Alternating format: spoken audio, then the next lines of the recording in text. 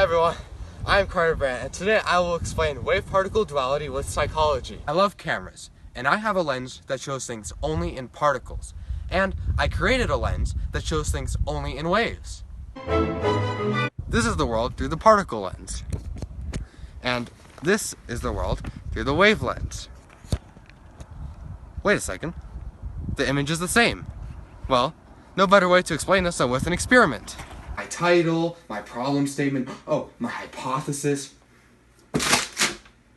Yes, Thomas Young's double slit experiment. So, when I roll these balls through the slits, what pattern do you think will show up on the back wall from where the balls hit the wall? Yep, the expected pattern. So, what happens when we use something that we cannot see, such as an electron, and shoot that through the slits? Well, let's find out with this electron gun. What? We shot the electrons one at a time, and this pattern shows up? There can only be one explanation. It wasn't until Einstein, with his photoelectric effect, did the answer come out. The only way for electrons to build up and create this pattern in the back would be if they travel in waves, probability waves. The electron must turn into a wave and travel through both slits at the same time, creating this wave pattern. These dots show constructive interference of the probability waves, and these empty spaces show destructive interference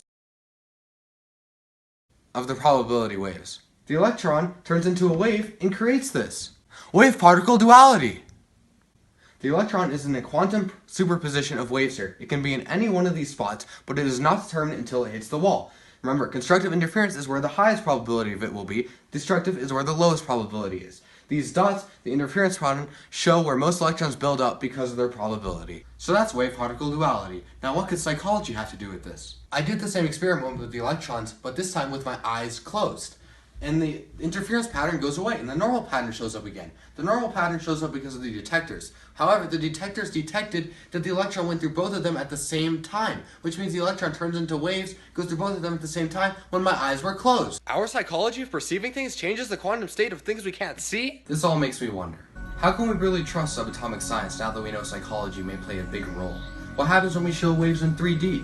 And how can we use wave-particle duality to explain particle spin, quantum entanglement, or even to cure cancer? And could you, just by watching this video, have changed the results of the double slit? There are many unanswered questions in the vast field of waves out there, and it will be my pleasure to find the particles to answer them.